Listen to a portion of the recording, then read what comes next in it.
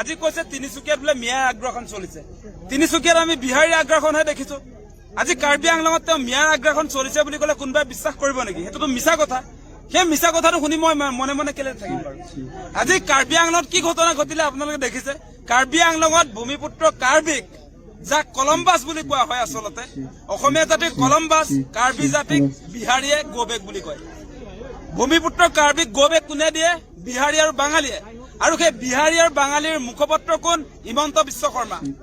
আজি যিবিলাক বেদখলকাৰী বিহাৰী আৰু বাঙালী ওলাইছে, তেওঁলোকৰ কথা বতৰাবিলাক কয় মুখ্যমন্ত্ৰী হিমন্ত বিশ্ব শৰ্মাই। 22টা পৰিয়ালৰ আপোনাৰ ষ্টে অৰ্ডাৰ থাকে হাইকোৰ্টৰ, তাৰ পাছত তেওঁলোকে 20,000 মানুহৰ ডিফেন্স দিবলৈ আহে। গতিকে তেওঁলোকে বেদখল মুক্ত কৰাৰ পক্ষত আছে নে নাই? নে বিহাৰী আৰু বাঙালী হলে বেদখল কৰি থাকিব পাৰিব? পিজিআৰ ভিজিআৰ ভূমিত আজি বাঙালী আৰু বিহাৰী হৈ গলে চাৰ্টিফিকেট পাই যায় নেকি যে তেওঁলোকে তাত থাকিব পাৰিব? বাকী আমাৰ অসমীয়া খিলঞ্জীয়া মানুহে থাকিব নোৱাৰিব, মিয়া হলেতো থাকিব নোৱাৰিবই। গতিকে এই বাতাবৰণ কোনে আনিলে? হিমন্ত বিশ্ব শৰ্মাই আনিছে। আজি কোনো কাৰ্বি আংলঙত থকা পিজিআৰ ভিজিআৰ ভূমিত বসবাস কৰা কোনো আচলতে মানুহে নিজৰ হাতত এইটো মোৰ ষ্টে অৰ্ডাৰ হাইকোৰ্টৰ আছে বুলি কবলগীয়া হোৱা নাই। সেই কথা কৈছে ৰাজ্যৰ মুখ্যমন্ত্ৰী হিমন্ত বিশ্ব শৰ্মাই, কাৰো হাতত নাই। আৰু তাৰ বিহাৰী আৰু যিবিলাক বাঙালী মানুহ আছে তেওঁলোকে কৈছে যে আমাৰ ৰাজ্যৰ মুখ্যমন্ত্ৰী ষ্টে অৰ্ডাৰ আছে বুলি কৈছে। কি হৈছে এইবিলাক কি মানে? আপোনাৰ ক'ত গা জ্বলিছে? আজি আপোনাৰ যিবিলাক বেদখলকাৰী, যিবিলাক বাঙালী আৰু বিহাৰী মানুহ, যিবিলাকে অসমৰ মাটিত আজি আপোনাৰ কাৰ্বি গোবেক দিলে, কাৰ্বি আংলঙত কাৰ্বি গোবেক দিলে, কাইলৈ তেওঁলোকে অসমত অসমীয়া গোবেক ধনি নিদিব নেকি? তাৰ কি নিশ্চয়তা আছে? তেওঁলোকৰ উমান পোৱা গ'ল। আৰু সেই মানুহবিলাকৰ শ্ৰদ্ধাৰ মুখ্যমন্ত্ৰী হিমন্ত বিশ্ব শৰ্মা বহিৰাগত বনিয়া আৰু বহিৰাগত যিবিলাক বিহাৰী, মাৰোৱাৰী, বাঙালী, যিবিলাকে অবৈধভাৱে অসমৰ মাটি আগ্ৰাসন কৰিছে, আজি তিনিচুকীয়াত কওক, আজি কাৰ্বি আংলঙত কওক, গোটেই অসমত আজি মূল টাউনবিলাক কাৰ দখলত আছে?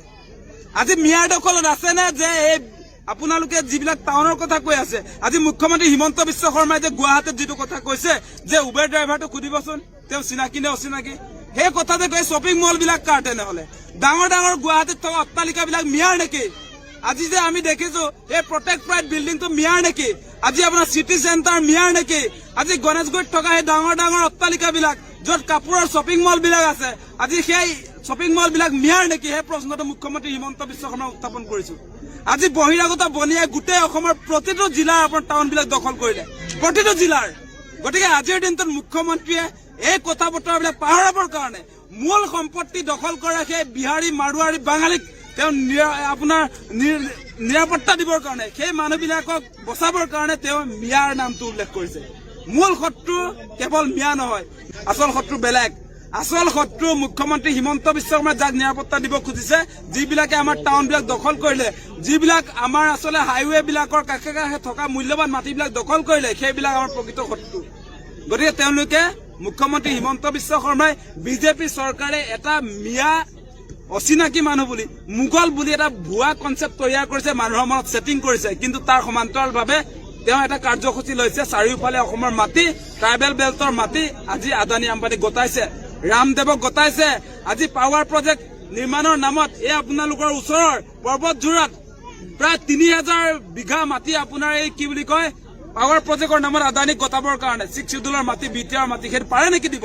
আজি কাৰ্বি আংলঙত য'ত 6 শিডিউল আছে তাৰ মাটিও আপোনাৰ এই আদানী আম্বানী বৃহৎ কৰ্পৰেট গোষ্ঠীক তেওঁ দিব খুজিছে। আৰু সেই কথা বতৰাবিলাক লুকুৱাবৰ কাৰণে তেওঁ মিয়া উবেৰ ড্ৰাইভাৰটোক টানি আনিছে। সেই কথাটো মেইন কথা। অসমৰ ৰাইজ মেইন কথাত আমি ধৰিব লাগিব।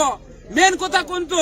যে আমাৰ কৃষি পথাৰ বিলাক আদানী আম্বানীক দি দিয়া হৈছে, আমাৰ কৃষি পথাৰ বিলাক ৰামদেৱক দি দিয়া হৈছে, আমাৰ কৃষি পথাৰ বিলাকক